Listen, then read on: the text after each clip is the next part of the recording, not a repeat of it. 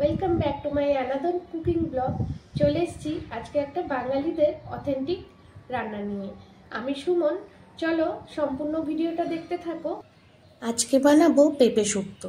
পেঁপে শুক্তো খেতে কিন্তু খুব ভালো লাগে। কারা কারা পেঁপে শুক্তো খেতে ভালোবাসো তারা জানিও কমেন্ট করে। আমি কিন্তু ভীষণ ভালোবাসি পেঁপে শুক্তো খেতে। আর এই পেঁপে শুক্তোটা খাওয়া শিখিয়েছে আমার ঠাকুমা। কেন আমরা একদম ছোটোবেলায় পেঁপে খেতে চাইতাম না, ঠাকুমা কিন্তু এভাবেই পেঁপে শুক্তো বানাতো, খেতে কিন্তু খুব দারুণ লাগতো। হ্যাঁ, ওই যে আমরা বানাই না সবজি দিয়ে শুক্তো, ওইটাও কিন্তু খেতে খুব ভালো লাগে। তবে এই পেঁপে শুক্তোতে কোনো উচ্ছে বা করলা আমি দেব না, খালি পেঁপে দিয়েই এই শুক্তোটা রান্না করব। প্রথমে এই পেঁপেটাকে সুন্দর করে খোসা ছাড়িয়ে ওর দানাগুলো ছাড়িয়ে এরকম ডুমডুম করে কেটে নিলাম। পেঁপের মধ্যে যে একটা শিরা থাকে ওইটাও কিন্তু বাদ দিতে ভুলবেন না। এবার একটা কড়াইতে 1 গ্লাস মতন জল দিয়ে দিলাম। এবার পেঁপেগুলো দিয়ে দেব ওর মধ্যে। এখানে আরও হাফ গ্লাসের মতন আমি জল অ্যাড করে নিলাম।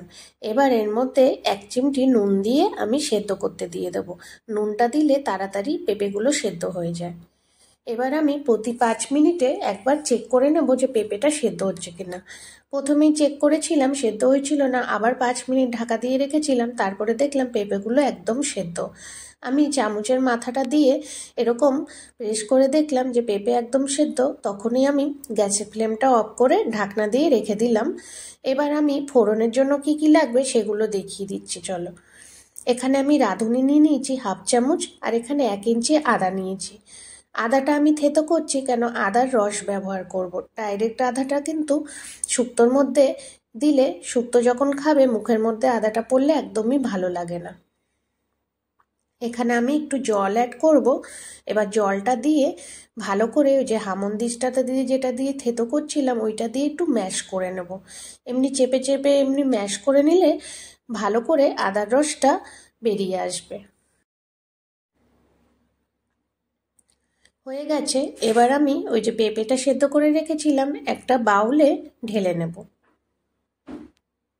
এবার ওই কড়াইতেই একটু সর্ষের তেল দিয়ে দেবো। এখানে আমি 1 চামচের মতন সর্ষের তেল দিয়েছি।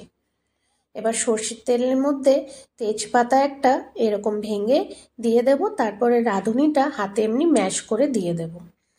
ফোড়নটা সুন্দর করে ভাজা ভাজা হলেই আমি যে সেদ্ধ করে রাখা পেঁপেটা এর মধ্যে ঢেলে নেব। এবার ঝোলটা ফুটে আসবে ভালো করে। এই ঝোলটা কিন্তু একদমই এরকম থাকবে না, ঝোলটা একদম মাখা মাখা হয়ে যাবে পেঁপের মধ্যে। এখানে আমি হাফ কাপের মতন দুধ দিয়েছি।